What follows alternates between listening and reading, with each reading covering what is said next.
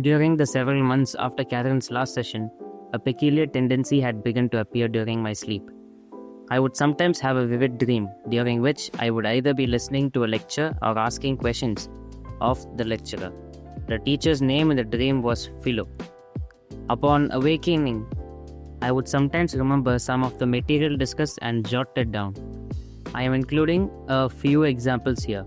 The first was a lecture, and I recognized the influence of the messages from the masters. Wisdom is achieved very slowly. This is because intellectual knowledge easily acquired must be transformed into emotional or subconscious knowledge. Once transformed, the imprint is permanent. Behavioral practice is the necessary catalyst of this reaction. Without action, the concept will wither and fade. Theoretical knowledge without practical application is not enough. Balance and harmony are neglected today, yet they are the foundations of wisdom. Everything is done to excess. People are overweight because they eat excessively. Joggers neglect aspects of themselves and others because they run excessively. People seem excessively mean. They drink too much, smoke too much, carouse too much, talk too much without content, worry too much. There is too much black or white thinking, all or none. This is not the way of nature. In nature, there is a balance. Beasts destroy in small amounts. Ecological systems are not eliminated in mass. Plants are consumed and then grow. The source of sustenance are dipped into and then replenished. The flower is enjoyed, the fruit eaten, the root preserved.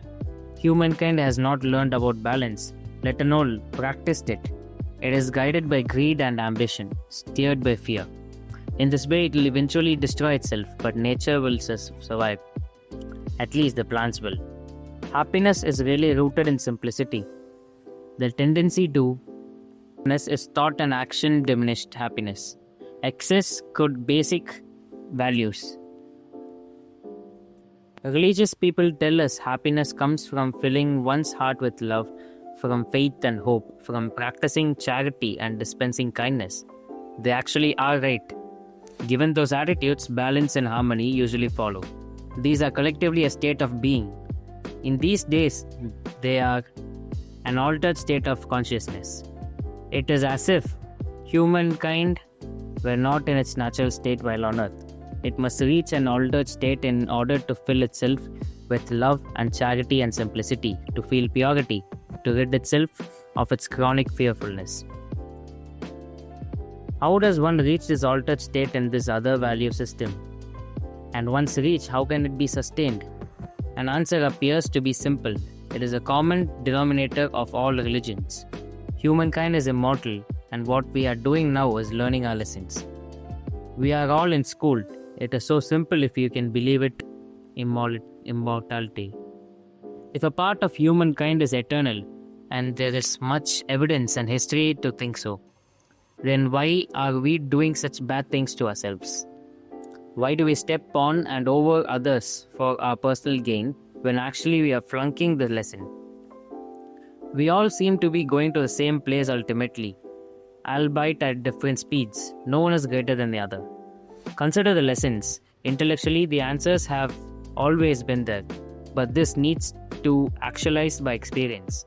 To make the subconscious imprint permanent by emotionalizing and practicing the concept is the key. Memorizing in Sunday school is not good enough. Lip service without the behavior has no value. It is easy to read about or to talk about love and charity and faith, but to do it, to feel it, almost requires an altered state of consciousness. Not the transient state induced by drugs, alcohol, or unexpected emotion. The permanent by knowledge and understanding. It is sustained by physical behavior, by act and deed, by practice. It is taking something nearly mystical and transforming it into everyday familiarity by practice, making it a habit. Understand that no one is greater than the other. Feel it, practicing helping others.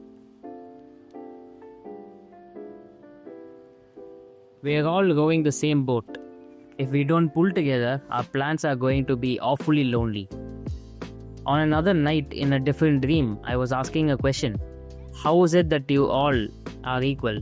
Yet the obvious contradictions smack us in the face: inequalities in virtues, temperances, finances, rights, abilities and talents, intelligence, mathematical aptitude, and infinitum. The answer was a metaphor. It is as if a large diamond were to be found inside each person. Picture a diamond a foot long. A diamond has 1,000 facets, but the facets are covered with dirt and tar. It is a job of the soul to clean each facet until the surface is brilliant and can reflect a rainbow colors. Now, some may have cleaned facets and gleam brightly. Others have only managed to clean a few. They do not sparkle so. Yet, underneath the dirt, each person possesses within his or her breast a brilliant diamond within 1,000 gleaming facets. The diamond is perfect, not one flaw. The only differences among people are the number of facets cleaned, but each diamond is the same, and each is perfect. When all the facets are cleaned and shining forth in a spectrum of lights, the diamond returns to the pure energy that it was originally. The light remains.